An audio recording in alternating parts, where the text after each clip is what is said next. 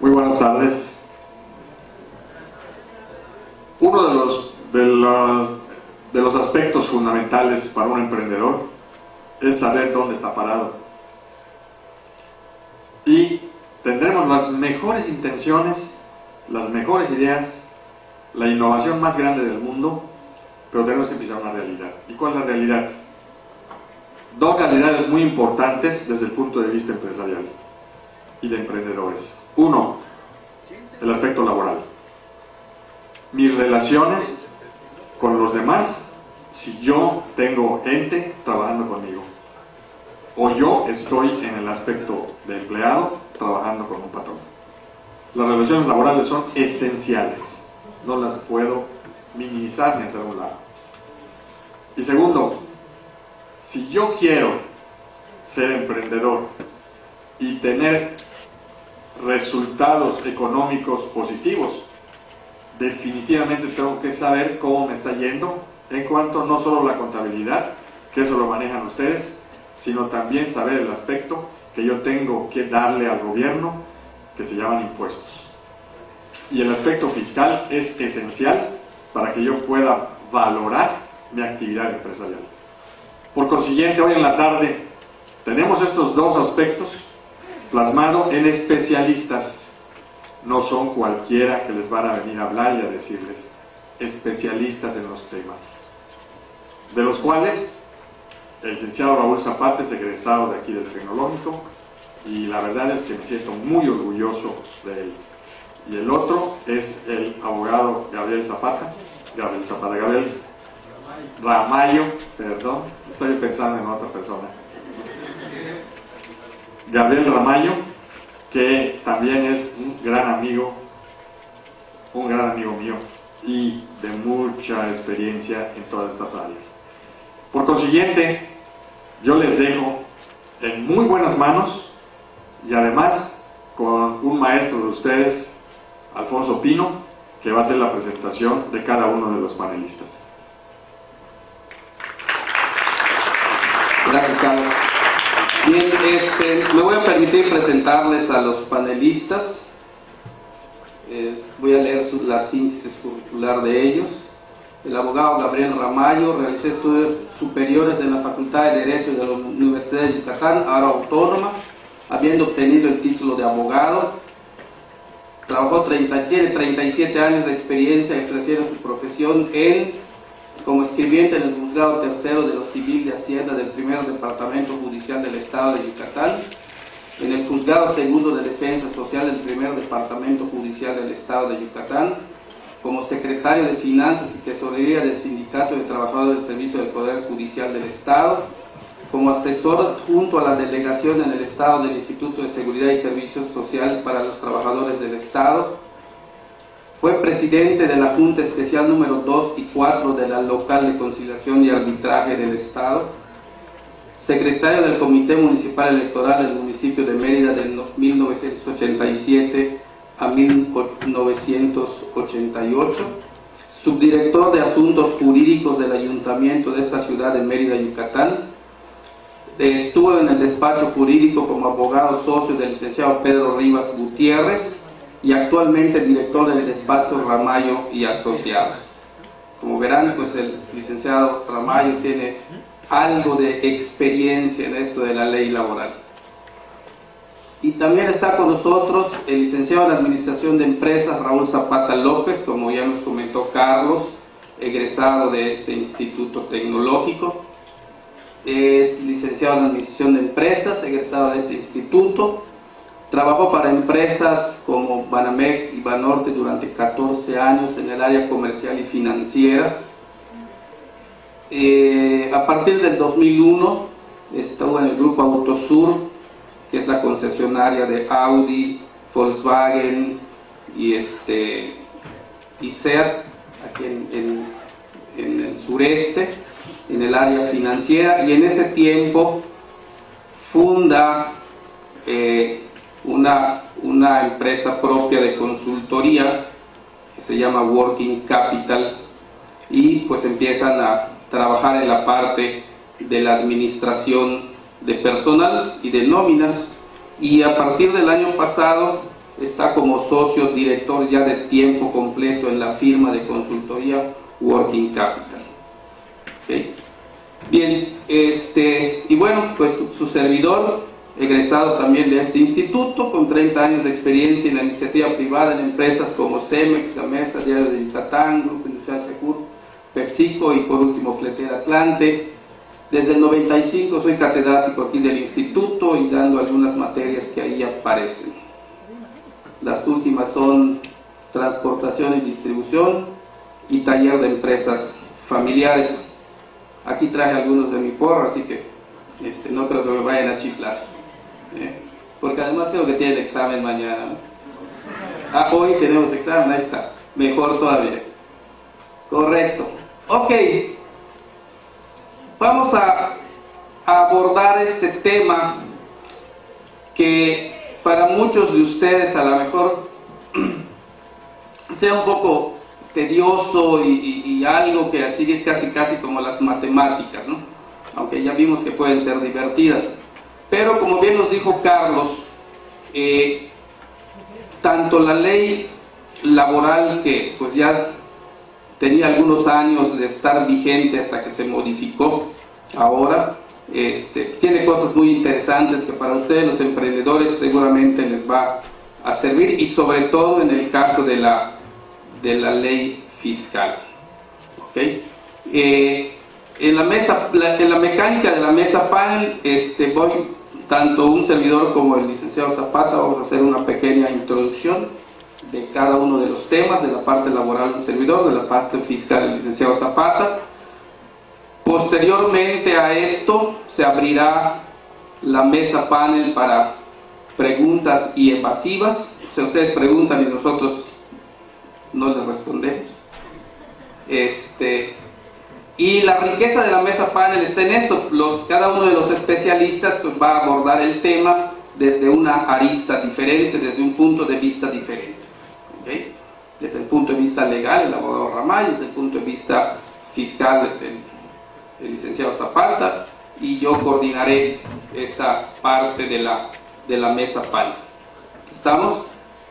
Entonces sí, pónganse muy truchas, porque después de la breve exposición, la riqueza de la mesa panel está en que ustedes pues nos atiborren de preguntas con todas sus dudas y todas sus inquietudes, para que podamos aprovechar la presencia aquí de los expertos en los temas. ¿Sale? Muy bien, pues vamos a comenzar.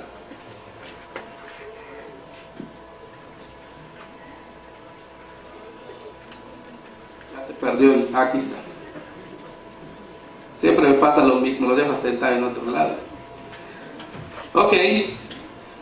¿Por qué mitos y realidades de los principales cambios en la Ley Federal de Trabajo? Ahora vamos a esperar que se acomoden ahí los compañeros.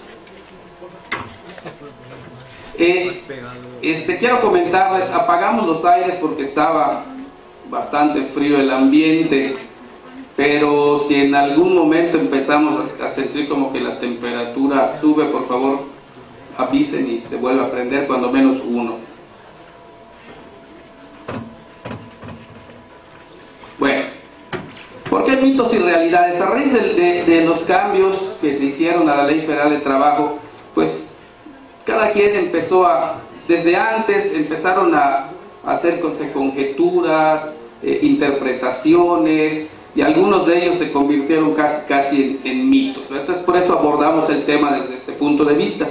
¿Cuál es el objetivo general? Proporcionar a los participantes las herramientas requeridas para darle cumplimiento a las obligaciones que surgen como consecuencia de las reformas a la Ley Federal de Trabajo. Esta presentación fue preparada para empresarios no menos importantes que ustedes, ¿sí? O no más importantes que ustedes. Ustedes para nosotros son lo más importante en este momento. Por eso van a ver que el enfoque que se le da pues es un enfoque desde hasta cierto punto patronal, ¿ok?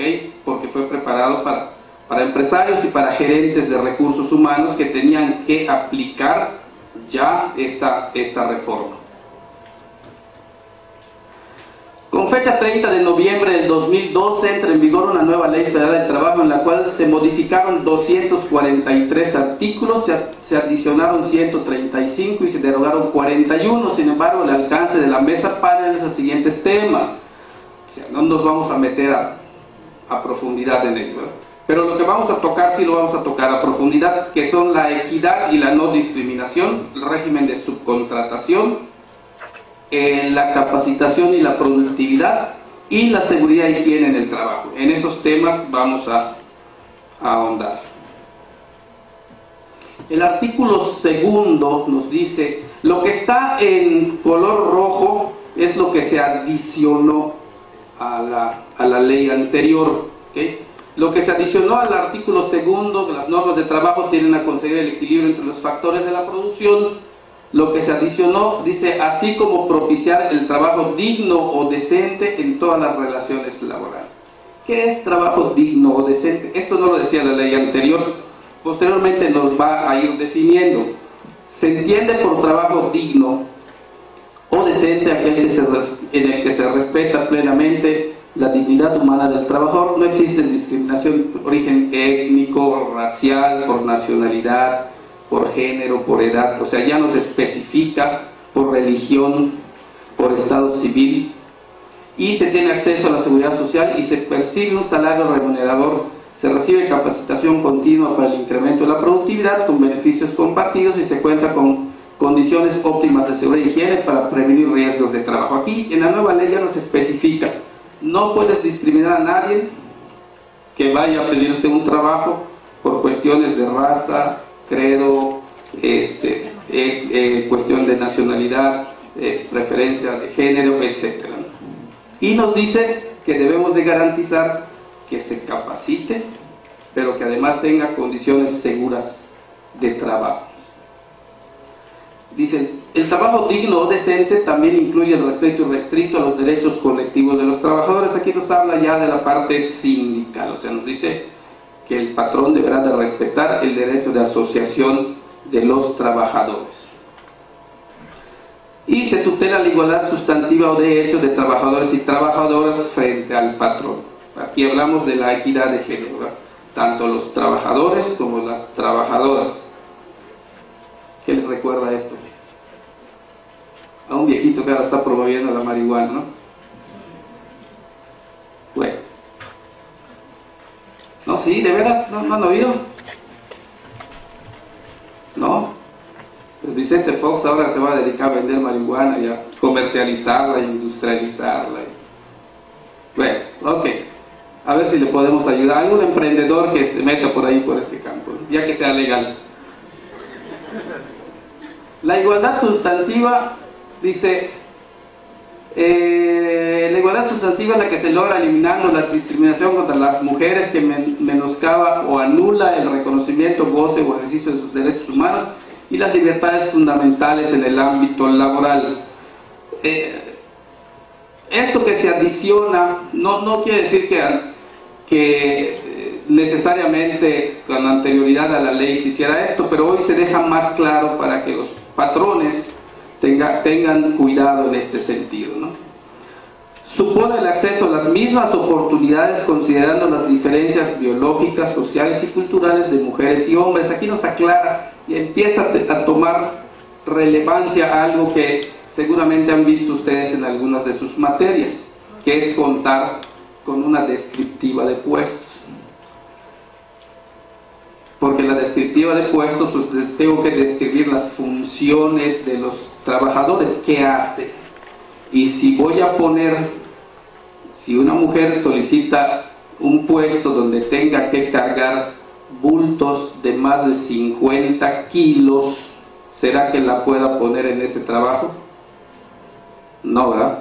Entonces ahí tendré que poner a un hombre, pero lo tengo que demostrar ante la autoridad. Si la mujer solicita el puesto y yo no demuestro mediante algún documento que así ese puesto requiere esa función, pues puedo tener problemas. Ya el licenciado Ramallo nos aclarará más adelante este aspecto.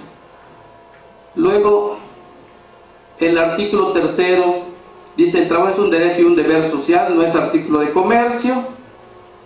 Y nos vuelve a reiterar lo de la discriminación a los trabajadores por motivo de origen étnico, nacionalidad, género, edad, discapacidad, condición social, condiciones de salud, etc. No se considerará discriminatoria las distinciones, exclusiones o preferencias que se sustenten en las calificaciones particulares que exija una labor determinada. Ojo, lo que les comentaba hace un rato. Si yo sustento que ese puesto debe de ser ocupado por un hombre o una mujer, porque se puede dar al revés, ¿no? ¿Sí? La equidad de género es tanto para la mujer como para el hombre. Yo tengo que sustentar fehacientemente que ese puesto solo puede ser ocupado por alguno de los dos géneros, ¿en virtud de qué? De las calificaciones particulares que exige una labor determinada. Es por eso importante que hoy día los patrones cuenten con un manual de organización en la cual incluyan sus descriptivas de puesto. ¿Sí? Sí, ¿me captan? Cuando hacen así es que sí, y cuando hacen así es que no. Ya voy entendiendo el código de comunicación entonces. Perfecto. Continuamos. Dice que es de interés social promover y vigilar la capacitación y el adiestramiento. Esto lo decía la anterior ley. La nueva dice la formación para el trabajo, y en el trabajo la certificación de competencias laborales. ¿Les suena algo esto de las competencias?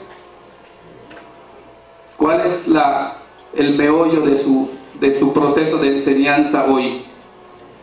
Por competencias. ¿Y en qué debemos de ser competentes? En todo, ¿no? ¿Qué dice su proceso? ¿En qué? Conocimientos, habilidades y actitudes, ¿eh? Entonces, yo debo de saber hacer, ¿verdad?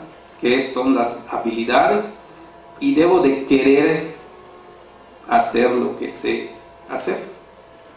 ¿Okay?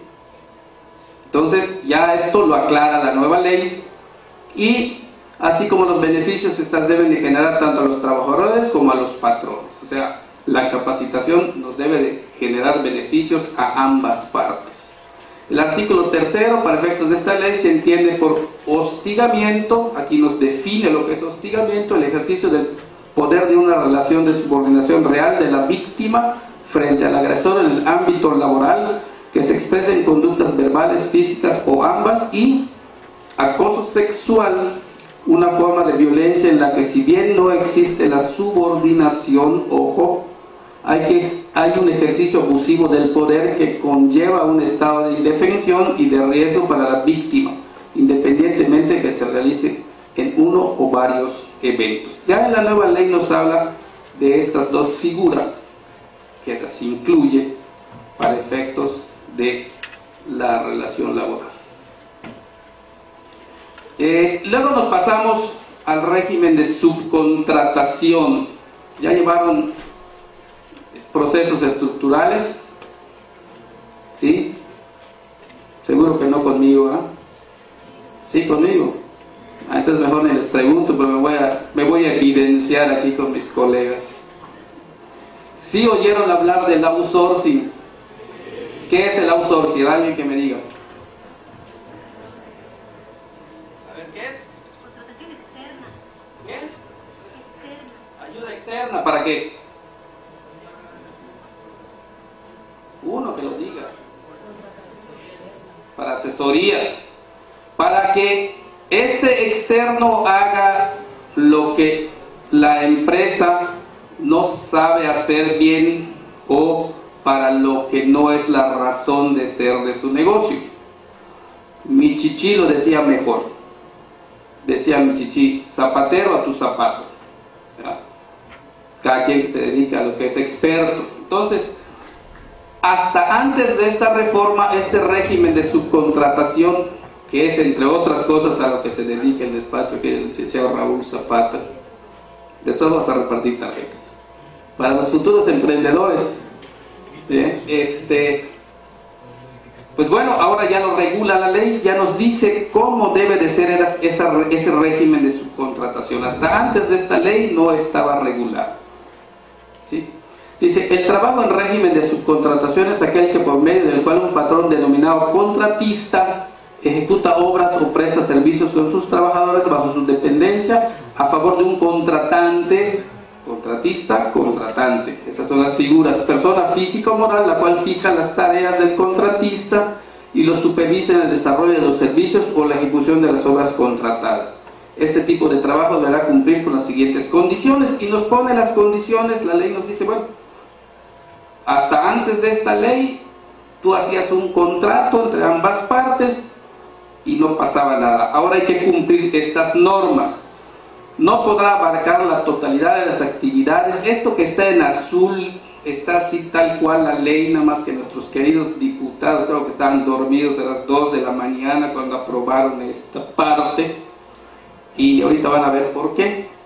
Dice, no podrá abarcar la totalidad de las actividades iguales o similares en su totalidad. Si alguien me lo explica, le doy 10 en el examen de mañana. Y que se desarrollen en el centro de trabajo. ¿Qué quisieron decir? ¿Ah? ¿A qué? La cajeteada, sí, en términos coloquiales esa es la verdad, ¿verdad? Pues sí, dice, iguales o similares en su totalidad. Pero ahorita lo vamos a encontrar, en términos así muy llanos, lo que quisieron decir es que no podrán abarcar la totalidad de las actividades. O sea, con que yo tenga un trabajador que no esté en el outsourcing, cumplo con ese inciso. ¿Ok? No pueden ser todos. Bueno, uno ya no son todos, ¿verdad? Pero luego nos sigue diciendo en el inciso B, deberán justificarse por su carácter especializado. ¿Qué no debo de dar en outsourcing en una empresa? A ver, esos mis alumnos. ¿Qué no debo dar en outsourcing? Las finanzas. Vamos a llamarle tesorería, ¿te parece? La dirección. En términos generales, lo que no debo dar en outsourcing es lo que es la razón de ser de mi negocio. Todo lo demás lo puedo dar en outsourcing. Entonces los trabajos muy técnicos o especializados, o deberé de justificar por qué lo estoy dando en outsourcing. ¿Okay? No podrán comprender, aquí viene el asunto, no podrán comprender tareas iguales o similares. ¿Se acuerdan de este parrafito? Bueno, se lo dejaron aquí, lo pusieron en el otro y lo dejaron aquí, para que vean que también los señores diputados que elegimos cometen errores. Dice, no podrán comprender tareas iguales o similares a las que realiza el resto de los trabajadores al servicio del contratante. O sea que si tengo choferes, unos en outsourcing y otros sí, y otros no, o todos coludos o todos rabones. No se puede unos sí y otros no. ¿Hasta aquí vamos bien? Bueno. Y aquí viene lo medular. De no cumplirse con todas estas condiciones, el contratante se considerará patrón para todos los efectos de esta ley, incluyendo las obligaciones en materia de seguridad social. O sea que de todas maneras, Juan, te llamas. Sí. Yo tengo un outsourcing, tengo un contrato con un contratista, pero no cumplo con esto, de todas maneras soy patrón solidario. Y lo que el otro maestro no haga, repercute también en mi empresa. Y ahorita vamos a ver por qué. En el artículo 15b dice, el contrato que se debe entre las personas físicas y moral que se solicitan los servicios de un contratista debe constar por escrito. Eso ya lo hemos visto también, ¿verdad? Nada de que verbal el asunto. La empresa contratante deberá cerciorarse al momento de celebrar el contrato a que se refiere el párrafo anterior, que la contratista cuenta con la documentación y los elementos propios suficientes para cumplir con las obligaciones que deriven de las relaciones con sus trabajadores. ¿Cuáles son estas obligaciones? Yo te contrato, ¿y a qué me obligo contigo? A pagarte una remuneración. ¿Qué más? Que lleva esa remuneración, sueldos y salarios. Esa sí no la llevaban conmigo, esa es la maestra de la Lidia. ¿Ah? Prestaciones, ¿qué más? Incentivos, ¿qué más? Capacitación, ¿qué más? Seguridad social, anda. O sea que, y cuando hablo de prestaciones, pues estoy hablando de tu Infonavit, de tu Fonacot, de tu aguinaldo, de tus vacaciones. Entonces, yo me tengo que cerciorar, aunque otro sea el que contrate a los trabajadores, de que el otro cumpla. ¿Sí me siguen? Ok. Y dice, la empresa contratante de los servicios deberá cerciorarse permanentemente, no un día sí y otro no, permanentemente, que la empresa contratista cumple con las disposiciones aplicables en materia de seguridad, salud y medio ambiente de trabajo respecto de los trabajadores de esta última. O sea que los hace corresponsables, tanto el contratante como el contratista son corresponsables de si el otro no cumple, tú eres corresponsable. ¿Sale? Dice, lo anterior podrá ser cumplido a través de una unidad de verificación debidamente acreditada y aprobada en términos de las disposiciones legales aplicables. Esta es una figura nueva. Esas unidades de verificación las acredita una entidad, es la EMA, entidad es EMA, Entidad Mexicana de Acreditación. Gracias, licenciado. Entidad Mexicana de Acreditación, y son coadyuvantes de la autoridad. Se tienen que acreditar. Ya en breve empezarán a ver esas nuevas figuras en el mercado, que van a ser una especie de auditores de los patrones, para que se cercioren permanentemente de que las empresas que prestan el servicio de tercería laboral cumplan con todas esas disposiciones, ¿okay? Porque de otra manera la Secretaría del Trabajo no se daría abasto con sus auditores para poder cumplir con esto, ¿no? El artículo 15D, no se permitirá el régimen de subcontratación cuando se transfieran de manera deliberada trabajadores de la contratante al subcontratista con el fin de disminuir derechos laborales, o en este caso estará lo dispuesto por el artículo 1004C y siguientes de esta ley. ¿Por qué se reguló de esta manera? Porque anteriormente habían muchas outsourcings, como les solemos llamar, regímenes de subcontratación pues chafonas. No quiero decir patitos porque se oye feo, pero sí. Entonces, ya al estar regulado esto, pues todas esas que no cumplían van a tener que salir del mercado y se van a quedar solamente aquellas empresas que presten el servicio, que realmente se comprometan a contribuir con una labor que es requerida en muchas empresas. Pero si no cumplen, ¿qué dice el artículo 1004?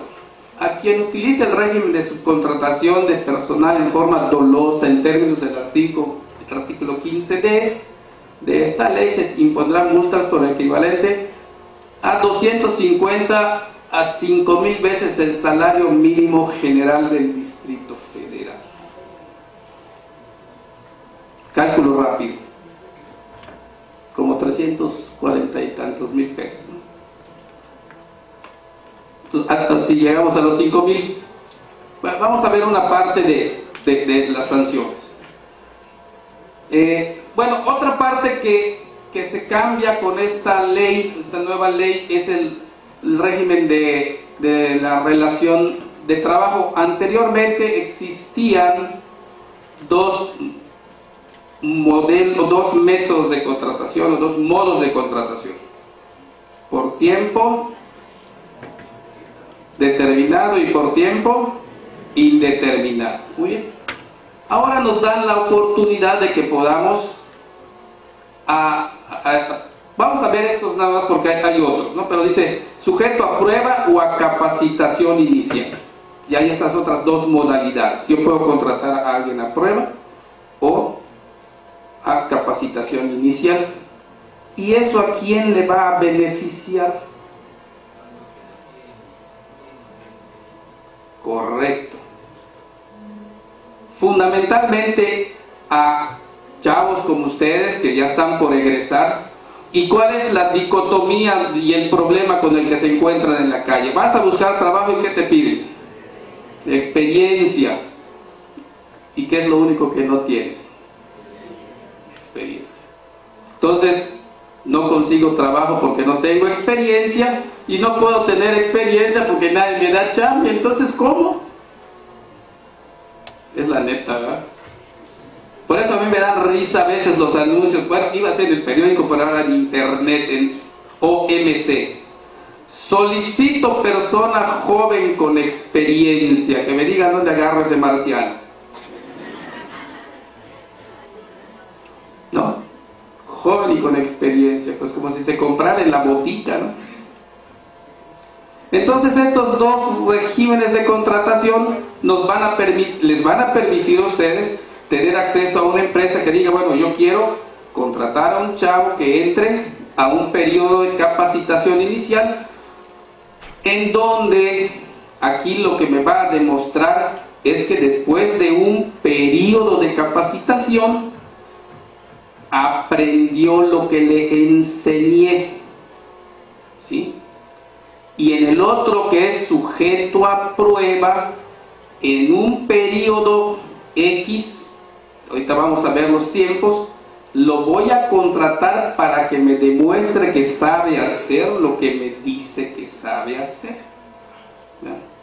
Porque tú llegas a buscar empleo y te preguntan, ¿qué sabes hacer? Y tú tienes que decir, ¿por qué te deben de contratar a ti y no a los 50 o 60 que están en la fila, ¿no? Bueno, pues ahora le dan la oportunidad al patrón de que compruebe en ese periodo que la persona que fue a buscar el trabajo es capaz. ¿Sale? Esa es la diferencia, así queda, ¿verdad? Bien. En las relaciones de trabajo por tiempo indeterminado, cuando excedan de 180 días, no sé por qué se complica la vida. En unos casos hablan de días, en otros casos hablan de meses y al final es lo mismo, 3 o 6 meses. Pero bueno, así les gustan a estos diputados, ¿verdad? Mientras más enredado esté, mejor. Bueno, en las relaciones de trabajo por tiempo indeterminado, cuando excedan de 180 días, podrán establecer un periodo a prueba, el cual no podrá exceder de 30 días, o sea, un mes, con el único fin de verificar que el trabajador cumple con los requisitos y conocimientos necesarios para desarrollar el trabajo que se solicita. ¿Claro? El periodo de prueba que se refiere al párrafo anterior podrá excederse hasta por 180 días solo cuando se trate de trabajadores para puestos de dirección, gerencia. O sea, si yo voy a contratar a alguien en un puesto gerencial, un puesto de dirección, entonces puedo llevarlo hasta 180 días. ¿Cuántos son 180 días?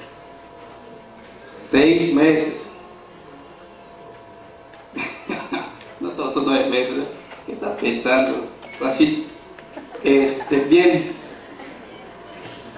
Dice, al término del periodo de prueba de no acreditar el trabajador que satisface los requisitos y conocimientos necesarios para desarrollar las labores, a juicio del patrón, tomando en cuenta la opinión de la Comisión Mixta de Productividad. Aquí asoma algo que antes no le dábamos importancia, ¿verdad? Y lo vamos a explicar por qué. Capacitación y adiestramiento en los términos de esta ley, así como la naturaleza de la categoría o puesto que se dará por terminada, opuesto se dará por terminada la relación de trabajo sin responsabilidad para el patrón. Ojo, yo voy a contratar a una persona para que me demuestre en ese periodo de 30 días que sabe hacer lo que dice que sabe hacer, y al término de ese periodo resulta que la persona no sabe qué corresponde.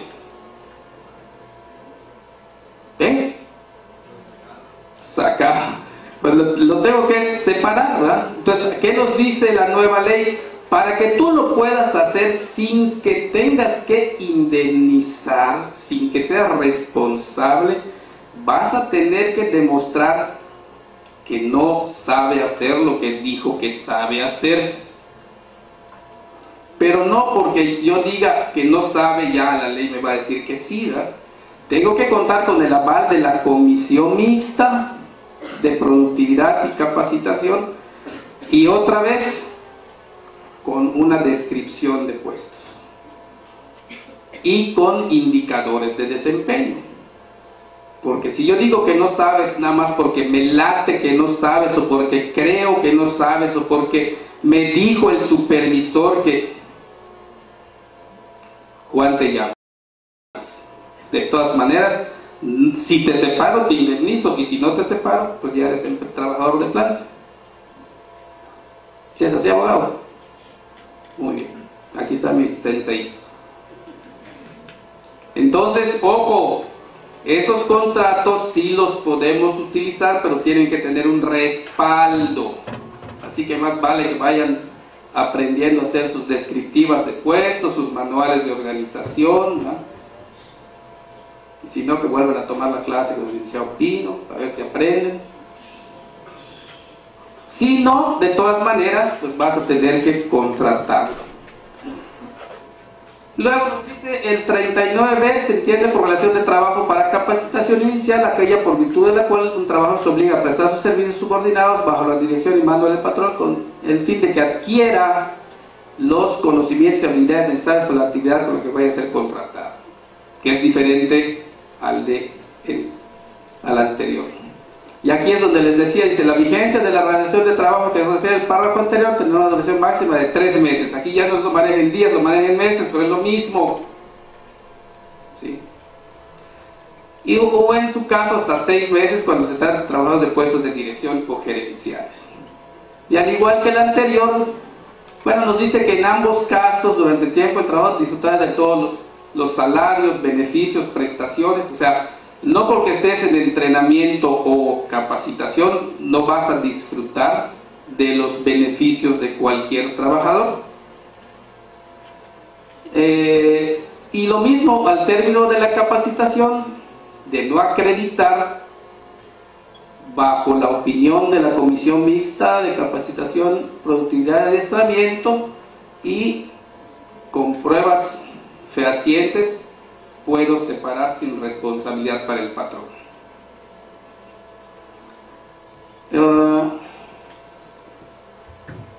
Bueno, aquí dice que deberá constar por escrito y deberá garantizar la seguridad social del trabajador. No se pueden prorrogar ambos contratos, solamente una vez puede ser de entrenamiento o capacitación. No puede utilizar uno y luego el otro, o varios periodos de capacitación, o sea, tiene que ser, son improrrogables. Cuando concluyen los periodos de prueba de capacitación inicial, subsiste la relación de trabajo, esa se considera por tiempo indeterminado el tiempo de vigencia.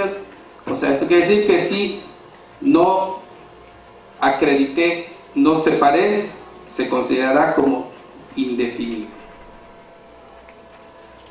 Ok, vámonos más rapidito, porque si no aquí mis panelistas se van a dormir.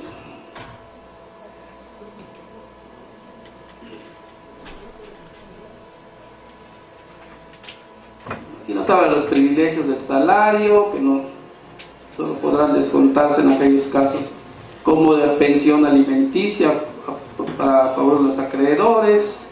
Aquí hay algo importante: el pago de los salarios por dispositivos electrónicos. Hoy día es muy común que, si alguno de ustedes está trabajando actualmente, le dan una tarjeta de débito y va y cobra su salario en un cajero automático, ¿sí?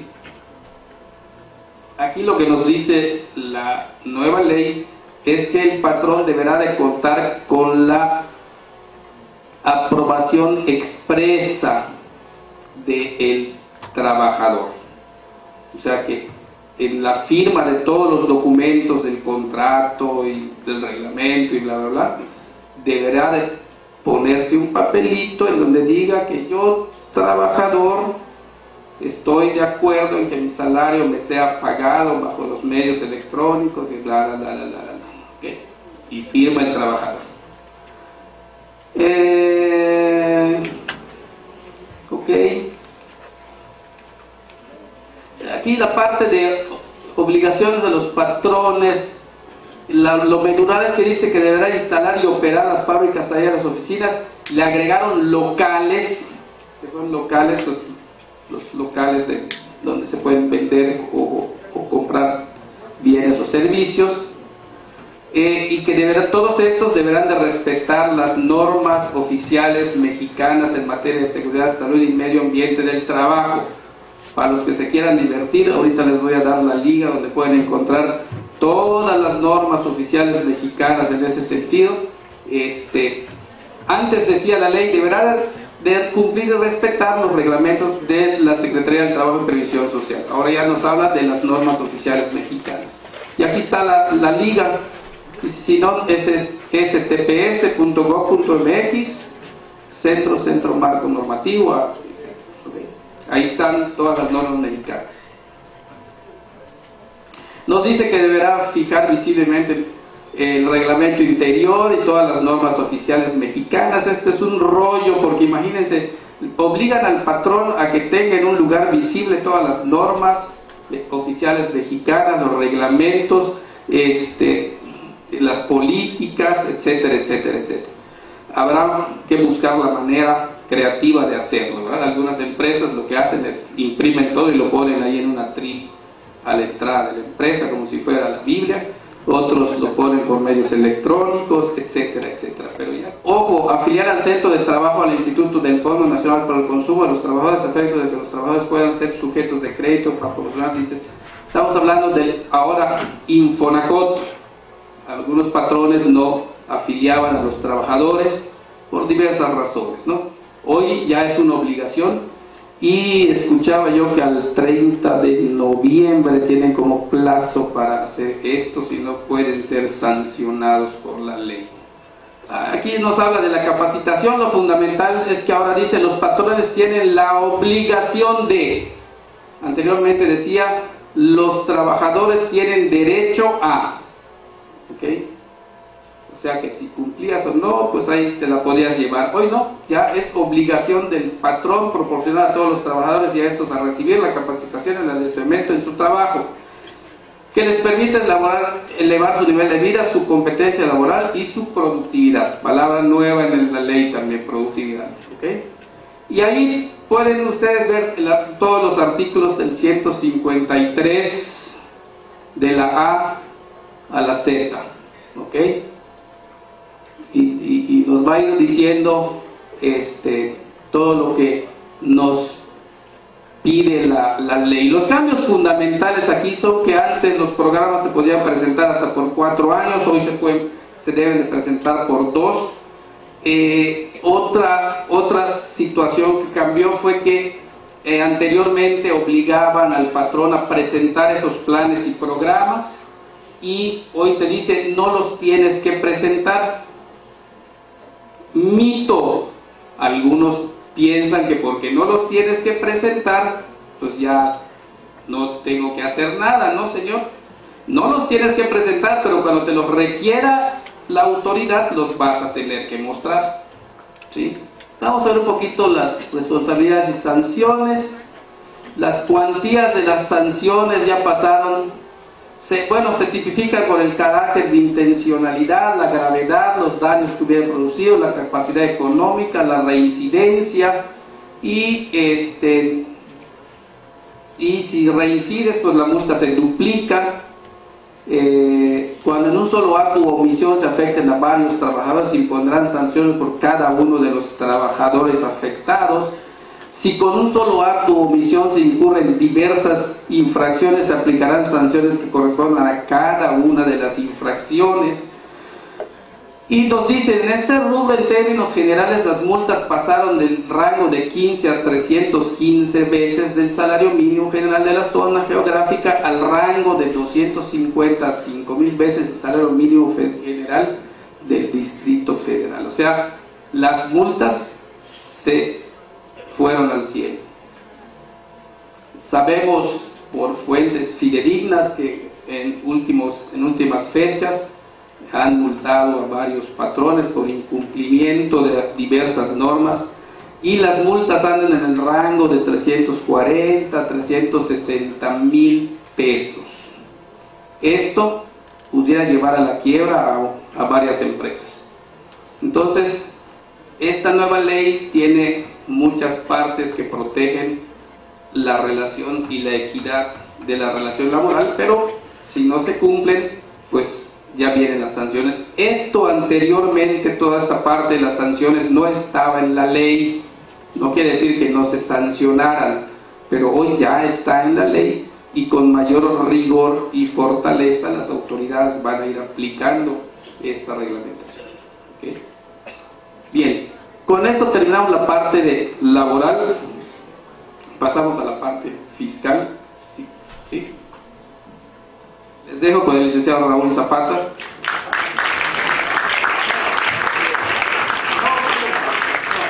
Bueno, no, si me quieres acompañar, adelante. Bueno, jóvenes, buenas tardes. Verles a ustedes, observarles, me hace recordar algunos 28 años atrás, que estaba en el lugar de ustedes, y que la verdad observo a algunos de ustedes y veo que hacían lo mismo que ustedes, ¿no? Y trataré de hacer una crítica constructiva para mí mismo. Cuando uno es joven, cuando uno está en el lugar que están ustedes, a veces el tiempo pasa y no lo percibimos, no nos damos cuenta. Yo he dicho algunas veces que la vida nos da las oportunidades y el tiempo nos los quita. O sea, si ustedes analizan un poco esas palabras, se dan cuenta que ayer, hoy para ustedes será futuro, mañana, hoy será pasado para ustedes, ¿no? Los veo a ustedes, y en mi escritorio, en mis oficinas han pasado muchos jóvenes como ustedes, y lo que dice el licenciado Pino desafortunadamente es una realidad, y es una realidad porque la presión que hay de la gente que está saliendo de las universidades pues cada vez es mayor, y cada vez es menos lo que se puede ofrecer de puestos. Realmente, si le hago una pregunta aquí a ustedes, en el tecnológico, en este tecnológico al día de hoy, solamente hay un puesto que maneja el licenciado Pino. O sea, solamente hay un maestro que se llama Pino, Alfonso Humberto Pino Aguilar. Pero no hay otro. Si ustedes analizan, el licenciado Alfonso Pino ocupa un espacio. O sea, ¿qué quiero decirles, jóvenes, para no irme a rollo? De que denle valor al tiempo. Realmente denle valor al tiempo, porque cuando ustedes hagan un alto en su vida, en la etapa que quieran, en la edad que quieran, lo único que van a observar es lo que lograron tener. Hoy estoy acá, ¿y qué tengo? ¿Qué hice? Nada más responsabilidades, porque desafortunadamente hoy está papá, mamá, tíos, hermanitos, hermanos mayores que nos apoyan, pero de mañana nosotros estaremos en esa posición. Bueno, partiendo de ese punto, no voy a echar más rollo, ¿no? Disculpa que yo diga esto, pero me hizo recordar muchas cosas cuando yo en los campos del tecnológico, que están a 60, no había clase y nos íbamos a jugar fútbol allá en los mismos jardines, ¿no? No es el tecnológico de ahorita, eran otros tiempos.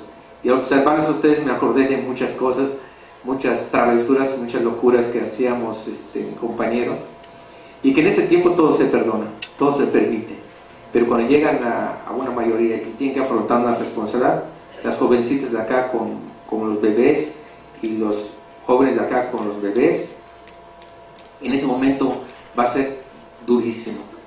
Pero en fin, bien, a mí me toca hablarles un poquito de la parte fiscal, y voy a comenzar con algo que tal vez no sea exactamente la parte fiscal, pero sí tiene que ver con la parte fiscal. El objetivo es emprendimiento, futuro profesional. Hoy ustedes están acá tratando de hacerles ver que hay que ser emprendedores, pero yo voy contra eso, porque no todos tenemos esa cualidad para ser emprendedores, y a veces decirle, tienes que ser un emprendedor, a veces eso ya es un reto, que a veces uno no quiere eso, ¿no? Mi papá quiere que yo sea aviador.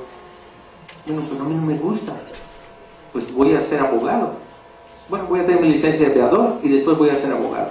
O al revés, mi papá quiere que yo sea abogado, pero a mí no me gusta ser abogado. Bueno, le voy a dar gusto, voy a ser abogado y después voy a ser piloto aviador porque eso me gusta. Bien.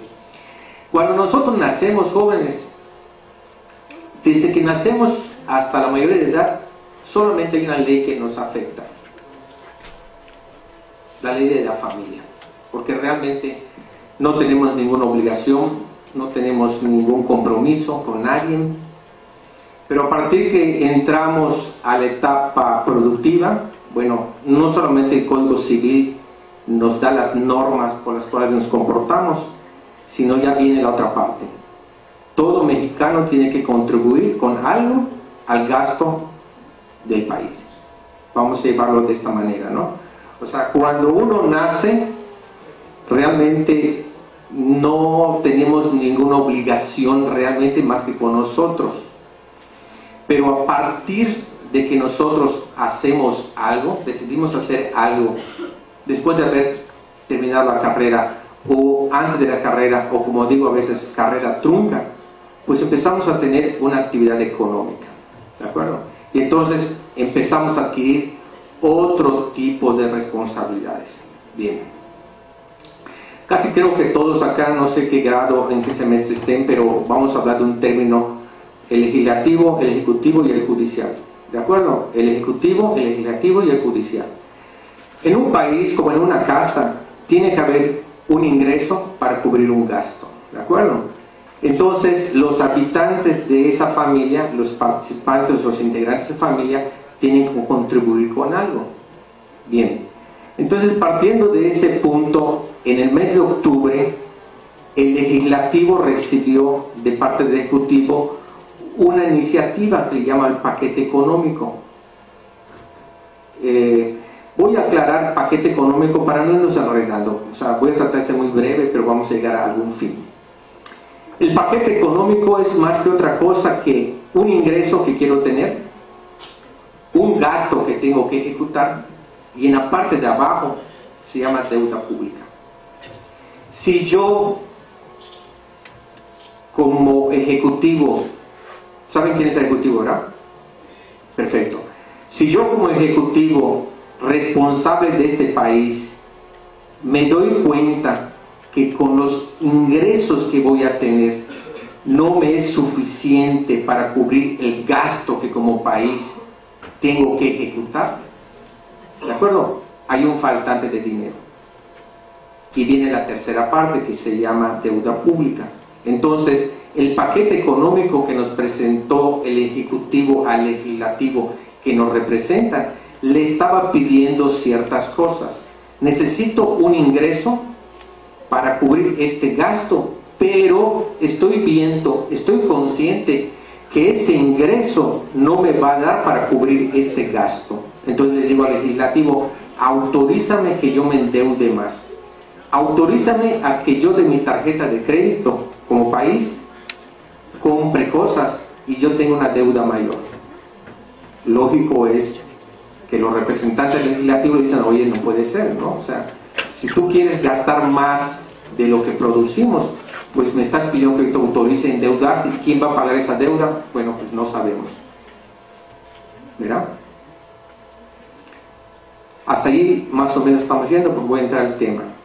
Repito: ejecutivo, legislativo y judicial. El ejecutivo le presenta al legislativo: oye, necesito este paquete económico para el 2014, o más bien 2014-2017, porque el señor en el 2017 termina, aunque el 18 ya sea su último año, ¿no? Bien. Entonces, en octubre empieza esa famosa guerra de que sí, de que no, de que sí, de que no. Si alguno de ustedes revisa los motivos, la exposición de los motivos para que el legislativo le autorice al ejecutivo esos gastos, realmente, jóvenes, porque ustedes han escuchado mucho en la calle, realmente sí tienen razón de ser.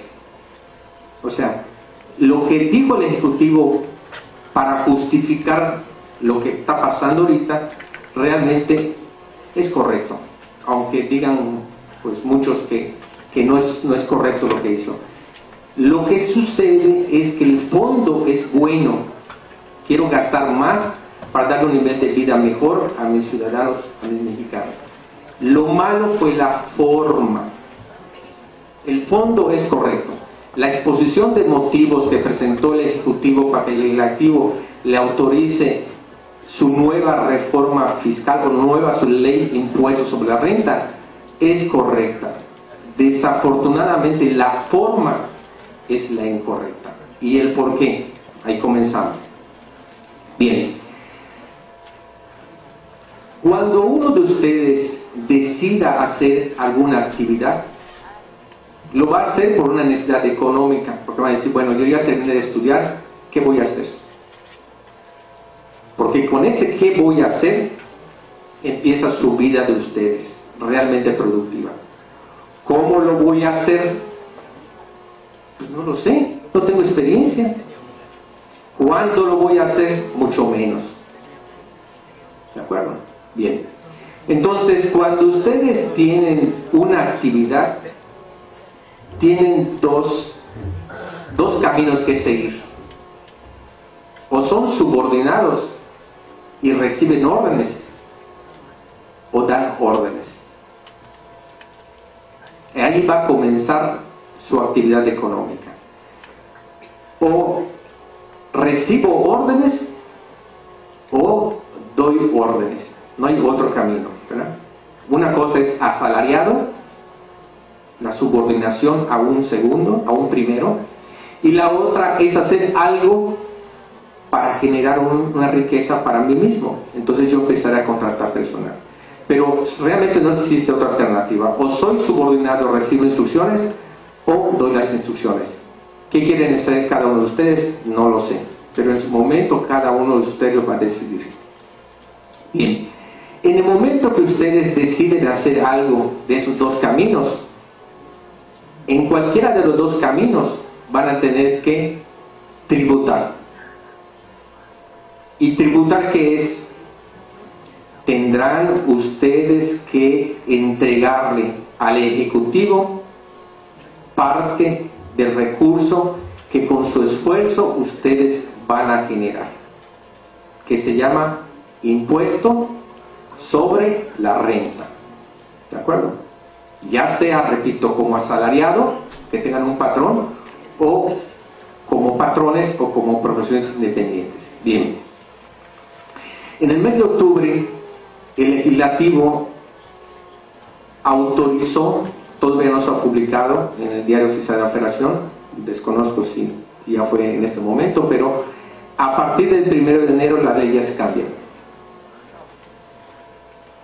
Toda persona que haga una actividad en este país o de otro país que haga una actividad en este país tendrá que contribuir para poder cubrir los gastos del Tecnológico de Mérida. Y hoy ustedes están haciendo un gasto, pero mañana ustedes van a tener que dar un ingreso. Algo van a tener que dar de acá. ¿De acuerdo? Vamos al otro tema. Ustedes, cuando sean en ese momento los que decidan qué camino tomar, subordinado o doy órdenes, tendrán también que decidir en su vida si se registran o entran a la economía informal. Esa es la segunda opción que van a tener que tomar. Si soy subordinado, puedo dejar de pagar impuestos. No me pagues, patrón, oficialmente, fiscalmente, dámelo en esta forma. No tributan, no contribuyen. O hacen su empresa y hacen actividades en la economía informal. Estoy hablando de términos en los cuales se está utilizando mucho en la radio, en la televisión, en las pláticas, en los antros, en lo que sea, ¿no? Pero yo quiero partir de esto hasta llegar a un poquito más técnico, a la parte fiscal. Bueno, una vez que ustedes decidan qué hacer, si tributan o no tributan, todos tienen el derecho de hacerlo. Todos tienen derecho a decir, yo por qué voy a pagar, por qué voy a dedicar parte de mi dinero a estas personas y estoy viendo que no están haciendo las cosas correctas. Pero piensen que en esas sillas que ustedes están cómodamente sentados, tiene un costo. Alguien pagó eso. ¿De acuerdo? Alguien, no sé quién, pero alguien allá, hay dinero de esa persona que no son ustedes que están tributando. Pero estoy diciendo sin saber, pero a lo mejor alguno de ustedes ya tributa, ya paga impuestos, no lo sé. Bien, partiendo de ese punto, entonces la segunda disyuntiva que les queda, bueno, voy a trabajar, pero no voy a tributar, o voy a trabajar y voy a tributar. Bien, en el mes de octubre el Ejecutivo es apoyado por el Legislativo y se autoriza una nueva ley de impuestos sobre la renta. Desafortunadamente, según los números, el 60% de la población activa no está en economía formal. ¿De acuerdo? El 40% está en la economía formal. Entonces, cuando el Ejecutivo le presenta al Legislativo y el Legislativo le autoriza la nueva ley de impuesto a la renta, hay 9 áreas que son las que se van a cambiar de reglas. De esas 9 áreas, hay una muy importante que les va a afectar a ustedes, jóvenes. Al empresario que es cautivo hoy, lo van a obligar a pagar una tributación más alta y le van a quitar derechos para deducir algunos conceptos que hoy por hoy pueden deducir, y eso hace que su base de tributación, o sea, la base sobre la que pagan el impuesto a la renta, sea mayor. ¿Qué va a suceder? Los empresarios van a tener que tomar conciencia y van a tener que analizar muchísimo qué es lo que tienen que hacer. ¿Por qué? Porque realmente si una empresa hoy tiene un costo, tiene un gasto, tiene una utilidad y tiene un margen de utilidad, y sobre esa utilidad paga impuesto a la renta, al pedirle más dinero vía impuestos, pues le va a quedar un margen mucho más pequeño, y entonces el negocio va a dejar de ser atractivo para hacerlo. En el caso de ustedes, pues como asalariados, pensando que sean asalariados, van a tener que pues aceptar algunas condiciones de contratación muy difíciles. ¿De acuerdo? Entonces, la situación ahorita es que en el mes de octubre el Ejecutivo le presenta a legislativos una nueva ley de impuesto a la renta, entre otras, se las autorizan, aplican a partir del 1 de enero, y entonces el sector empresarial de ese 40% se está moviendo ahorita para saber qué es lo que debe de hacer, y van a afectar al trabajador, van a afectar a los profesionistas, y los van a afectar también, bueno, de alguna manera al mismo país, porque va a haber menos recaudación. Bien. Se habla de una palabra hoy, la van a escuchar ustedes mucho: simetría y asimetría. ¿De acuerdo? Simetría, y la otra palabra se llama asimetría. Según el Ejecutivo, hoy la economía es asimétrica. Dice que no es igual. Con su nueva petición, con su nueva ley de impuesto a renta, lo que está buscando es que exista una simetría. Quiere decir con esto que el que gana mucho, pague mucho. El que gane menos, pague menos. Para que sea simétrico una cosa. Tú tienes un ingreso, pagas un impuesto. ¿Cuál es el problema de tratar que esa asimetría se vuelva simetría? ¿Cuál es el problema? Piensa en lo siguiente: Si yo hoy estoy tratando que la gente pague más impuestos, el empresario va a tratar de, pues algunas partidas no pagar impuestos, ¿de acuerdo? Pero viene otra contrapartida, y se los digo porque también va a suceder.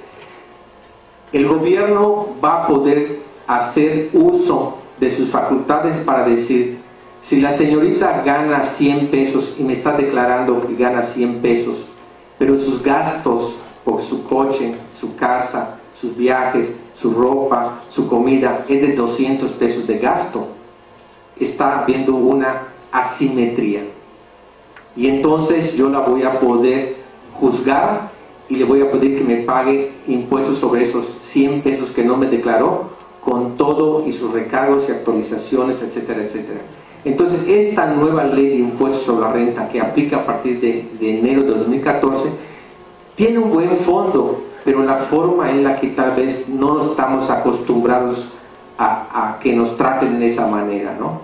Entonces, los empresarios y ustedes mismos jóvenes van a tener que entender que a partir de enero de 2014 entran a una nueva era. Y la nueva era es que van a tener que pagar impuestos.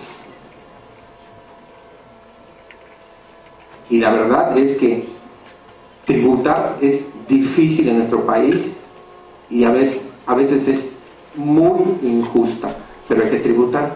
Si nosotros queremos tener un país en el cual puedan salir ustedes, agarran su autobús, pagan su cantidad, llegan a su casa, ven televisión, pueden salir al parque o van al centro comercial y están seguros, hay iluminación, eso cuesta, jóvenes, y alguien lo tiene que pagar. Entonces, ¿qué es lo que está sucediendo hoy? Que la nueva reforma, o más bien la ley de impuesto a la renta nueva que aplica en enero, lo que está buscando únicamente es que darles un mejor nivel de vida a los mexicanos. Pero ¿cómo convencer a los mexicanos para que tributen más? Si lo que no hay es trabajo, si lo que no hay es forma de generar riqueza, porque hoy ustedes jóvenes aquí están y este instituto cuesta y mamá tiene que ver esto y papá tiene que ver lo otro, pero el momento va a llegar en que ustedes van a tener que también tributar, van a tener que trabajar y van a encontrarse con esa realidad. Bueno, yo ya hablé de lo que es la persona física, la persona moral. Algunos de ustedes, no sé si tengan el concepto de persona física y persona moral, ¿no? ¿Sí? Bueno, qué bueno. Entonces, la ley de impuesto a la renta también, así como les dije que eran asalariados emprendedores, hay la persona física y la persona moral. La persona física va a tributar y la persona moral también va a tributar, ¿de acuerdo? Se habla de rangos. Si tú ganas 100 pesos, pero por muchos 100 pesos, tú vas a poder pagar hasta 35% de tus impuestos. 35 pesos por cada 100 pesos. Es brutal. Pero hay que hacerlo. A no ser que digas, voy a declarar 20 pesos y los demás lo hago como economía informal. No tributas. Bueno, pues esa es decisión de cada uno de ustedes, ¿no? Pues por el tiempo yo no quisiera profundizar más. Yo nomás quise hacerles un poquito de una explicación qué es lo que está sucediendo ahorita, cómo les va a afectar a ustedes, y si Alfonso, si usted quiere, pues entramos a las preguntas específicas, ¿no? Ok, creo que se repartieron por ahí algunos papelitos, si hay alguna... La parte importante de la mesa panel pues empieza, ¿no? O sea, alguna pregunta, inquietud. Hay otro micrófono, ¿verdad? Sí. ¿Alguien tiene alguna pregunta, alguna inquietud, alguna duda? En caso de que se apruebe lo que el Poder Ejecutivo dijo, ¿de qué manera se podría gastar más si el salario no es suficiente para cumplir con nuestras necesidades fisiológicas y menos para darse lujo más caros? Eso orilla a las personas, bueno, eso crea un círculo de no endeudamiento, ya que como las personas tienen suficiente dinero para gastar, ¿en qué se van a endeudar? ¿Cómo pueden resolver esa parte? Bueno, es parte fiscal, ¿no? Pero también entra una parte laboral. A ver, ¿estás hablando de como persona física o estás hablando como país? ¿Cómo vamos a hablar del pueblo? ¿De qué? hablado de Puebla. Con confianza, joven, yo estuve en tu lugar, así que no te preocupes, tú explícamelo. El Ejecutivo quiere que nos endeudemos, ¿no? Eso es lo que nos dio a entender. Sí, mira, el país, el Ejecutivo reconoce, sabe, porque actualmente el 60% de los que trabajan no tributan. Entonces él sabe que no va a tener un ingreso suficiente para poder realizar un gasto suficiente para elevar el nivel de vida de los mexicanos. Entonces le dice el Ejecutivo al Legislativo: oye, yo sé que con el ingreso que voy a tener por los impuestos que van a pagar los mexicanos, ese 40% no me va a alcanzar para ejecutar mi plan de gastos que tengo que gastar. ¿De acuerdo? Entonces le dice: autorízame a endeudarme más. ¿Cómo se va a endeudar? Ese problema, si no alcanza o no hay salario suficiente para que las personas se puedan endeudar más, ¿de dónde vas a sacar ese endeudamiento? Bueno, te estoy hablando como país. Entonces, ¿qué hace? El gobierno federal emite compromisos a través de la bolsa, a través de otros países que le den dinero y compromete. Te lo voy a llevar a la casa, muy fácil. Si tú en tu posición te dan una cantidad de dinero para cubrir tus gastos durante tu escuela o durante tu actividad y no te alcanza ese dinero que te dan y tú tienes una tarjeta de crédito, ¿qué harías? Compras con la tarjeta de crédito, pero esa tarjeta de crédito alguien la tiene que pagar. Entonces, ¿tú qué harías? Dirías: bueno, si yo recibo diario una cantidad de dinero, lo que hago es agarro parte de ese dinero, reduzco mi gasto y empiezo a pagar el compromiso que tuve para cubrir mi tarjeta de crédito. Supongamos, yéndonos a casos extremos, no, creo que no muchos tienen para, por ejemplo, los que trabajan de albañiles y cosas así, estas personas no tienen para tarjetas de crédito y mucho menos para poder ahorrar, porque solo ganan el salario mínimo, que son 57 pesos. En eso se van camiones y cosas así. Correcto. ¿De qué manera les puedes ofrecer una tarjeta para que se endeuden? Precisamente, te lo llevo ahora como país, precisamente eso es lo que está sucediendo. Como no todos tributan, no todos entregan parte de su ingreso a la federación no tiene para cubrir el total de gastos y empieza a reducir su gasto. ¿De acuerdo? ¿Cómo lo va a resolver? Definitivamente tiene que haber más endeudamiento y más endeudamiento y más endeudamiento. O sea, ¿cómo se resuelve ese problema? Con más endeudamiento. Un albañil, vamos a poner el ejemplo, yo en la oficina ahorita tengo albañiles. Yo contrato al arquitecto, al constructor, y yo le pago una cantidad y él le paga su jornal al albañil. El albañil con ese ingreso llega a su casa y trata de ajustar su nivel de vida a su ingreso que genera. Pero vamos a suponer que no le alcanza. ¿De acuerdo? ¿Qué es lo que haría él como jefe de familia? Pues tendría que buscar otro ingreso. ¿De acuerdo? Porque desafortunadamente pues no hay otra solución. Va a entrar un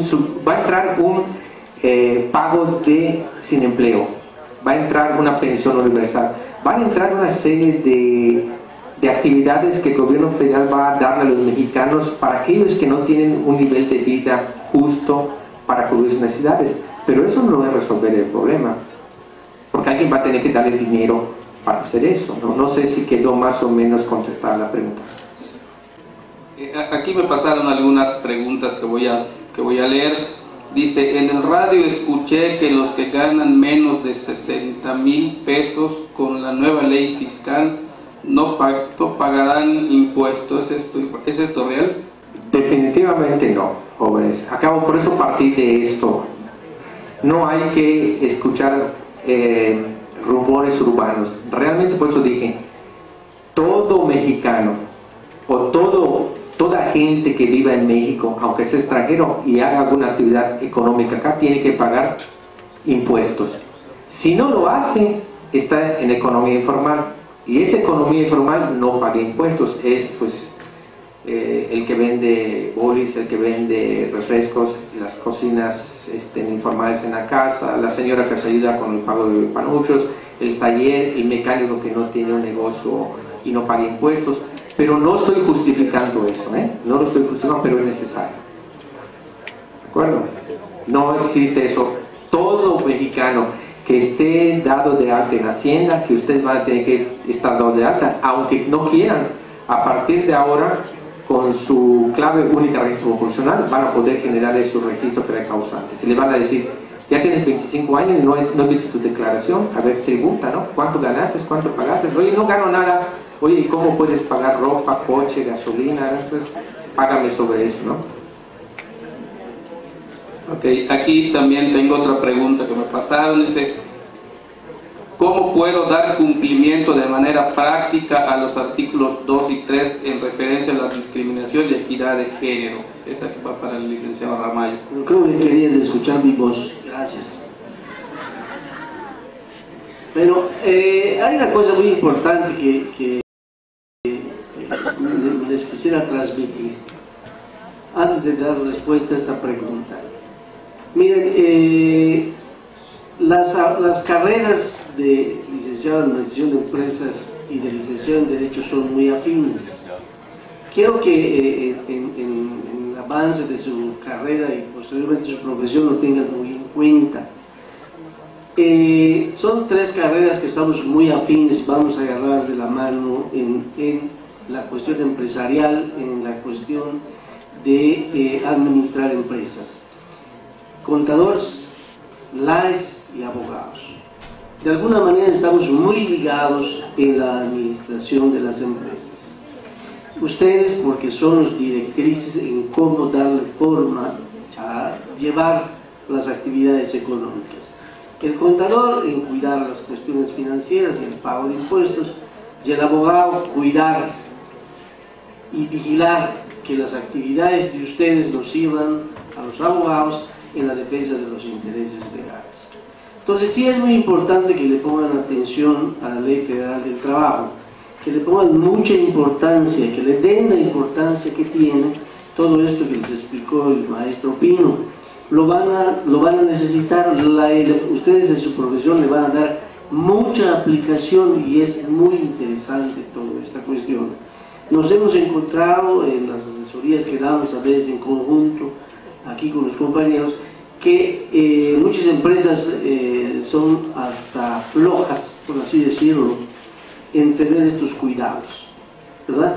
Entonces, sí yo les llamo un poquito el interés, su interés, para que le pongan mucha atención, porque en realidad hay muchas personas, muchos profesionales ya en la empresa que tienen muchos problemas a la hora de enfrentar una situación jurídica, una situación legal, enfrentar ante las empresas estas cuestiones y les provoca, como les decía el maestro Alfonso, pudiera provocar incluso cierre de empresas.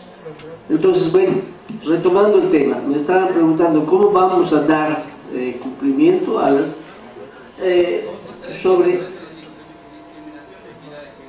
esto es realmente sencillo. ¿A qué viene toda esta innovación en la Ley Federal del Trabajo?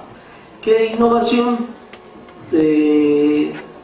También no lo es muy actual, ¿no? Eso se ha venido dando a través de la globalización en las relaciones de trabajo. Ustedes lo han visto en la televisión, lo oyen, que actualmente las mujeres y todo tipo de, todas las personas ya tienen que ir guardando igualdad. Incluso estamos llegando al extremo, estaba yo viendo unas noticias, no me acuerdo por qué medio, no sé si en la televisión o en la prensa, que incluso van a quitar del lenguaje común la palabra hombre y mujer. Estamos llegando, creo que, a extremos muy peligrosos. ¿Por qué? Porque ya no vamos a hablar, oye, pues eres hombre o eres mujer. Ya no queremos hablar de cuestiones de diferencias de género. Vamos a llamar pues, el ente X, porque ya estamos llegando a extremos muy peligrosos. En la nueva ley, ¿por qué lo hace? Por la globalización y por la cuestión de los derechos humanos que están en boga. Entonces, cumplir con estas disposiciones es sencillas. Cuando se refiere el patrón al trabajador, no va a hablar de ella o de él. Tiene que evitar palabras sexistas, no sexistas, tiene que ser muy genérico, ¿sí? Ahora va a tener que hablar del personal, por decir, no va a hablar, hablando de escuela, de maestros y maestras, ahora va a tener que decir el personal académico. Bueno, un ejemplo, ya no vamos a poder decir el trabajador o la trabajadora, sino que sin embargo la ley sí lo menciona en algunos artículos, pero va a tener que decir quien presta el servicio en el área administrativa. Ya no vamos a poder decir muchas palabras que puedan de determinado momento sentirse como discriminatorias. ¿Cómo lo vamos a hacer en la aplicación? Como decía el maestro Alfonso, cuando la empresa publique necesito empleados, ustedes lo ven muy comúnmente y hace unos meses o hace unos años leímos una que nos causó indignación y mucha sorpresa, que decía solicito abogado, ¿sí? Con exclusión de los egresados de las universidades tales y tales. O sea, eso es una discriminación muy fuerte. El profesionista siempre lo va a hacer de la escuela de la que provenga. ¿Qué es lo que tiene que hacer el profesionista? Demostrar su capacitación y demostrar sus conocimientos. Entonces, ahí va la ley. ¿Cómo se va a aplicar? Cuando soliciten ustedes empleo, como le decía el maestro Alfonso, tienen que hablar de puestos, ¿sí? Y la descripción del trabajo. Necesito persona con la capacidad de efectuar o llevar contabilidad y hacer esto y hacer lo otro, sin hablar de género. Esto pudiera dar pie a una demanda por discriminación que en nuestro país no se ha dado, todavía no hay antecedentes de que suceda, como en otros países sí lo ha habido. Pero ya llegará su momento en este país de que esas cosas extremas se empiecen a dar. No teman, no lo hay. No hay, todo esto es nuevo, todo esto se va a empezar a usar antes de aplicar. ¿Cómo lo vamos a hacer en el trabajo común? Ya vieron ustedes que les dicen, no puedes ya hacer los usos y costumbres anteriores con un trabajador, ya no me sirve, ya no lo quiero, lo empiezo a fastidiar, lo cambio de horario, le empiezo a tratar groseramente, no le doy su trabajo, lo cambio de lugar, en un lugar no le guste, etc. Esas cosas son las cuestiones de hostigamiento que ya no va a poder hacer el patrón, ¿sí? Hay que evitarlo. Eso actualmente sí no daba causa a la terminación de la relación de trabajo con responsabilidad del patrón, ¿sí? Antes lo llamábamos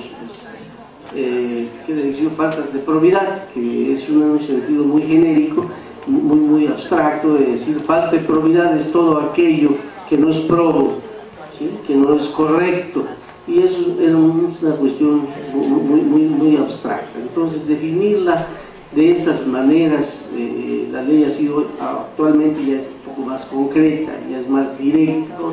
De rescindir su contrato de trabajo cuando se sienta sobre el hostigamiento y sobre cualquier abuso que sobre su persona se pretenda. Las empresas van a tener que aplicar en sus reglamentos interiores de trabajo, tratando de evitar todas estas cuestiones, y sí lo tiene que hacer, porque inclusive, como estábamos viendo, en las inspecciones que progresivamente van a ir incrementándose en las empresas, van a estar haciendo las inspecciones sobre todo cómo se llevan las relaciones de trabajo, cómo se están implementando las actividades en el trabajo. No sé si eso conteste en su totalidad la pregunta, pero si es algo más, con mucho gusto. Creo que tienes una por allá, Raúl, fiscal.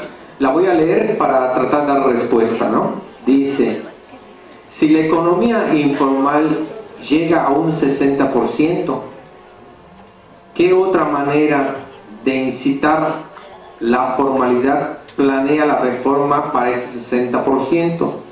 Ya que si no se incorporan, el gasto público no aumentará y recaerá en el 40% aparte de la sanción. Estoy entendiendo cómo hacer para que ese 60% se pase a la formalidad.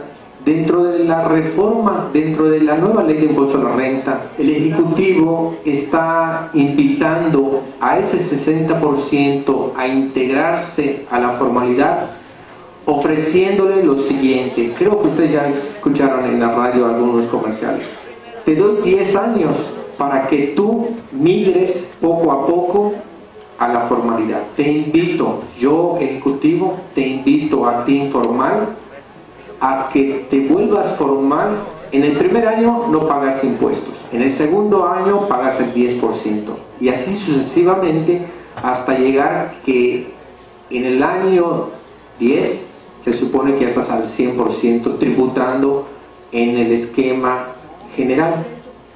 No sé de dónde salió la pregunta.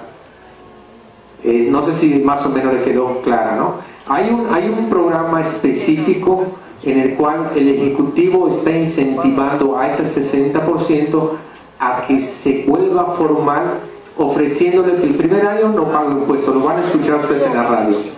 Y después poco a poco vas a ir pagando impuestos, 10% de utilidad, 20%, 30%, hasta que tengas el 100% de lo que te corresponde pagar. Tú puedes pagar impuestos, vamos a hablar de lo normal, 30%, 32%, hasta un 35%, pero hay gente que paga impuestos menos del 30%, 18%, 15%, y hay gente, jóvenes, que inclusive se les da una parte del dinero, se llama subsidio de empleo.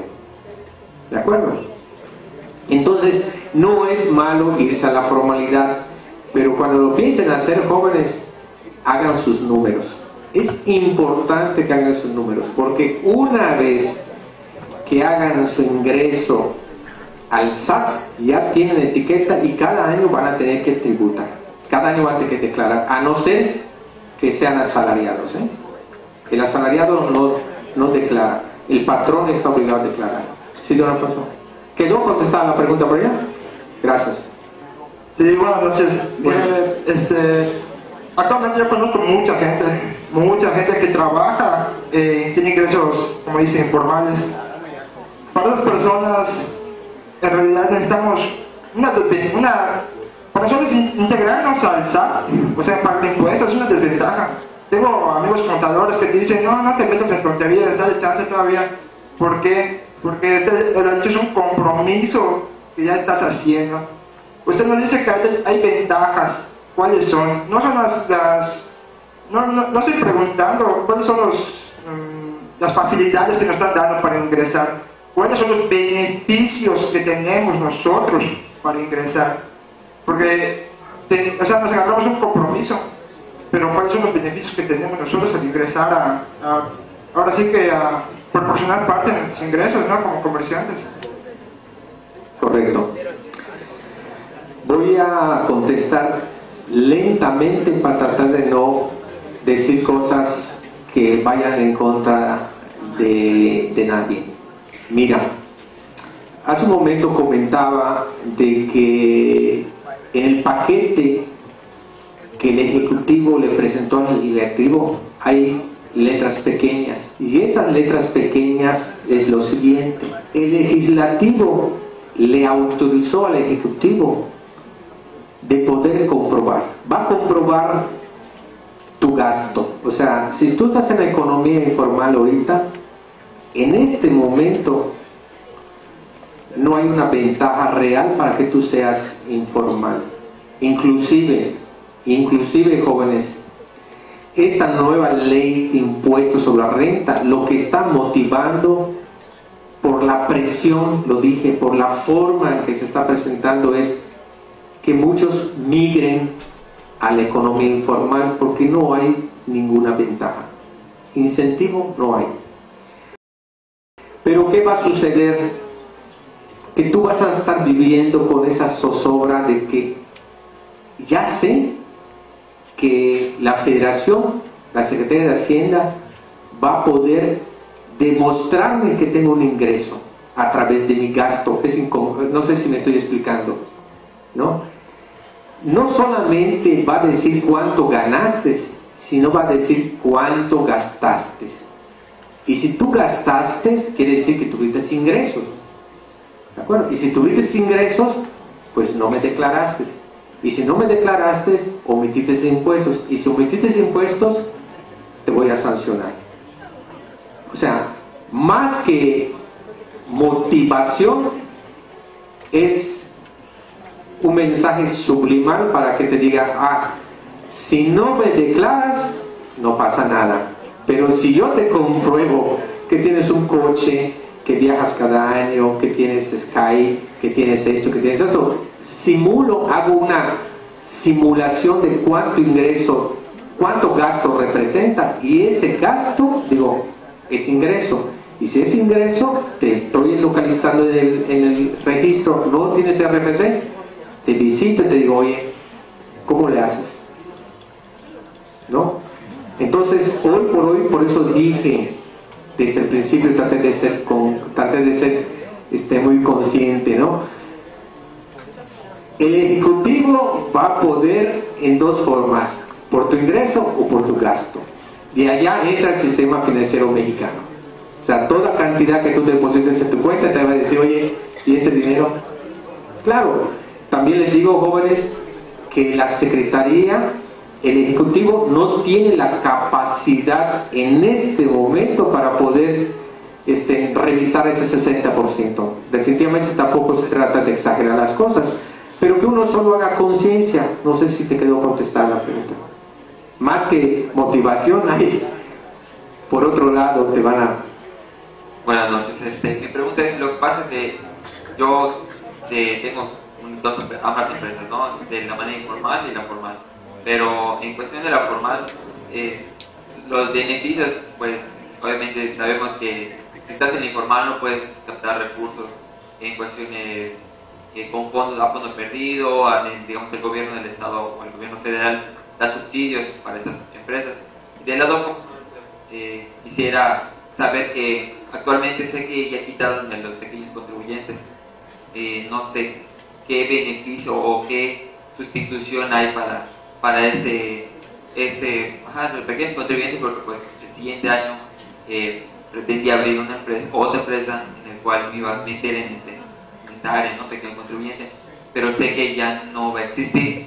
Entonces, ¿qué otro beneficio? Sé que en términos general pues para tomar impuestos o quisiera saber si usted me puede aclarar eso. Bueno, estoy entrando a temas medio raros porque aquí espero que no haya nadie del SAT, ¿no? Porque me vayan después a mí, como dicen, jóvenes, es broma, pero es serio. O sea, dentro del Código Fiscal de la Federación, que es el martillo que golpea al contribuyente, se llama Código Fiscal de la Federación. O sea, la ley es, ¿qué es lo que tienes que hacer? Ley de impuestos a la renta. Y el que ejecuta, el que golpea, se llama Código Fiscal de la Federación. Y dentro del Código Fiscal de la Federación hay letras que dicen que si tú o si yo como despacho de asesoría te asesoro, te doy las herramientas, te doy esos conocimientos para que tú hagas algo para evitar impuestos, a mí me sancionan y te sancionan a ti. Porque a partir de enero del 2014, los despachos, los gurús fiscales, los despachos que interpretan la ley, interpretan la ley y asesoran para eludir, que es diferente a evadir. ¿De acuerdo? Eludir es como que digan, me van a tener una pelota de béisbol, voy a eludir el flashazo, ¿no? Y el otro es no para mal batear, es evasión, ¿no? La planeación fiscal es algo que tú tienes derecho de hacer, aunque la ley no lo vea con buenos ojos. O sea, el que tú leas tus obligaciones y tus derechos fiscales y con base en eso hagas una planeación fiscal, no es bien visto por la autoridad fiscal, porque estás interpretando algo en tu ventaja para tributar lo menos posible, pero es un derecho que tienes. O sea, el no hacerlo, no eres buen contribuyente. Tú tienes la obligación de revisar la ley, interpretarla y hacer lo necesario para tributar lo menos posible. ¿De acuerdo? Pero tienes que tributar. Ahora, el régimen de pequeños contribuyentes efectivamente desaparece. Y desaparece por una sencilla razón. Muchos de nosotros empezamos a irnos a ese régimen porque es un régimen en el cual pagas una cuota nada más, no es con base en porcentajes de ingresos. Sugerencia, pues como le dije al joven, desaparece por ley. ¿Qué tienes que hacer? Es buscar la forma de irte migrando lentamente hacia la formalidad hasta el grado que no te afecte tus ingresos. Porque en el momento que tú sientas que los ingresos no son suficientes para pagar la tributación, pues ya no hago esa actividad económica, ¿no? No sé si más o menos quedó contestada. No hay algo que le dé una solución al REPECO. El régimen de pequeños contribuyentes que hasta hoy existe, a partir del 1 de enero ya no es. Tienes que ir a la economía formal. ¿Y qué tienes que hacer? Es hacer tu planeación fiscal para decir, ¿sigo o me quedo quieto?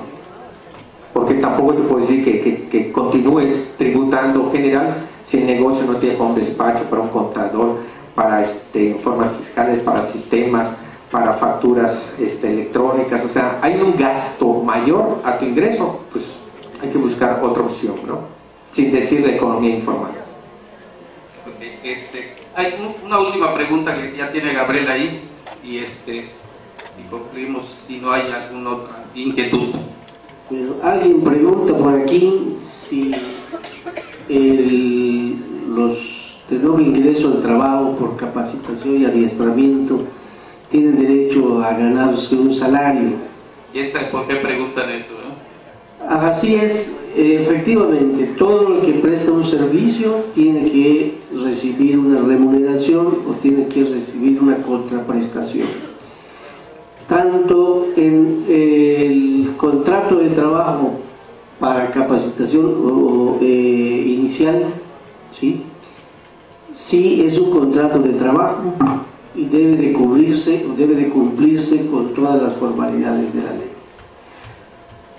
Igual la ley prueba, ambos. Y les voy a decir una cosa que sí les va a servir de mucho y que es importante que no pierdan de vista en sus asesorías, cuando ustedes tengan ya formalizado un trabajo.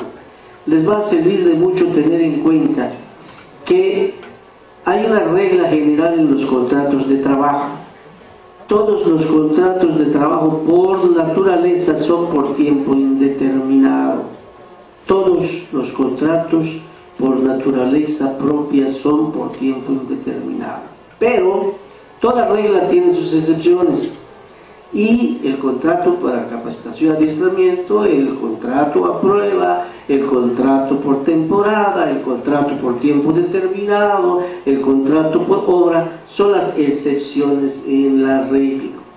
Si alguien va a iniciar un trabajo por capacitación y adiestramiento y no firma un contrato de trabajo donde se especifique la causa y motivos y la razón por la que se va a prestar el servicio en esa modalidad, entonces se entenderá que el contrato es por tiempo indeterminado.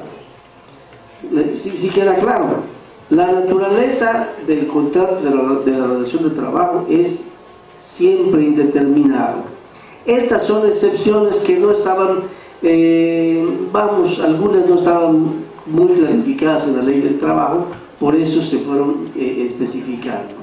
El contrato por tiempo para capacitación y adiestramiento efectivamente tuvo una razón de ser, ¿sí? Que los jóvenes que empiezan a incorporarse a la actividad económica tengan la oportunidad de capacitarse, pero tienen el derecho de todo. Tienen derecho al seguro social, Infonavit, Infonacot, vacaciones, aguinaldo, obviamente en la medida del tiempo que presten sus servicios. Creo que respondí la pregunta. Ahora voy a hacer una agregación a lo que decía aquí don Raúl, a los tramposos que son los gobernantes. Fíjense, y si no se dieron cuenta, mucha gente no se ha dado, no se ha fijado. Al hacerse todas estas cuestiones, voy a invadir la plática de don Raúl, ¿no? Fíjense que ahora que se hace este planteamiento del pago de nuevos impuestos, fíjense qué tramposos son. Si ustedes no se han fijado, ¿sí? Hacienda, o más bien el Poder Ejecutivo, tiene control sobre todas nuestras actividades, tiene control sobre nuestras cuentas bancarias, tiene control sobre nuestros ingresos, tiene control sobre nuestras casas, sobre nuestros coches. Para eso sirven los registros, y además de que se las avientan de otras maneras. Y si ustedes no se dieron cuenta de lo que decía don Raúl, hoy ¿qué te va a hacer Hacienda? Ah, tú me dices que ganaste 100 pesos, ¿de acuerdo? Y sin embargo, pues ganabas más. ¿Qué empezó a hacer el gobierno, sí, para que, pues como esos dineros no los declaraban? Ah, para que ese dinero que tú ganas de más no te lo eches al bolsillo y no lo declares, para que lo metas a cuentas bancarias y no los declares, ¿sí? Podías depositar en X cuenta ajena a tus cuestiones fiscales dineros, e inventó el IDE. Ahora no, solo puedes depositar 15,000 pesos, que porque lavaba el dinero y el mar y sus pescaditos. Pero ahora viene lo que dice ya don Raúl. Ahora el fisco va a saber, de hecho lo sabe, que ganaste 10 pero gastaste 100, ¿sí? Ah, y le dice a los ciudadanos, para que veas que soy buena gente, te voy a quitar el ID. Claro, pues para que volvamos otra vez y volvamos a depositar aquellas ganancias que por X razón, que no son nuestras o que son nuestras y no queremos depositarlo, y de ahí te va a decir lo que decía don Raúl. Mira, si compraste un Mercedes-Benz y dices que ganaste 100,000 pesos, óyeme, ¿de dónde salió ese Mercedes-Benz? O te va a decir del banco, óyeme, depositaste este mes 100,000 pesos y tu declaración fueron 50, y de ahí se va a tomar. Ese IDE que quitan es con esa intención de que la gente vuelva a los bancos a depositar sus cantidades y te fiscalicen por esas vías. No son tan buenas gentes, son muy malos. Ya, muchas gracias. Bueno, pues yo creo que quedaron algunas preguntas por hacer, pero también decimos que hay mucha inquietud por parte de los estudiantes. Algunos ya se les hizo tarde, que ya es el último camión el que va a pasar y están inquietos. Otros porque hay mal tiempo, etcétera, ¿no? Pues bueno, les vamos a dejar sin contestar esas preguntas. Les agradecemos muchísimo al licenciado Zapata, al licenciado Ramallo y al licenciado Alfonso Pino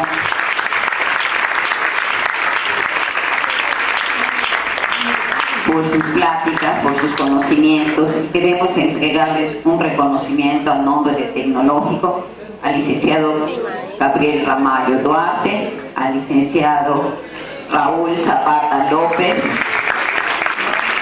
y al licenciado Alfonso Pino Aguilar,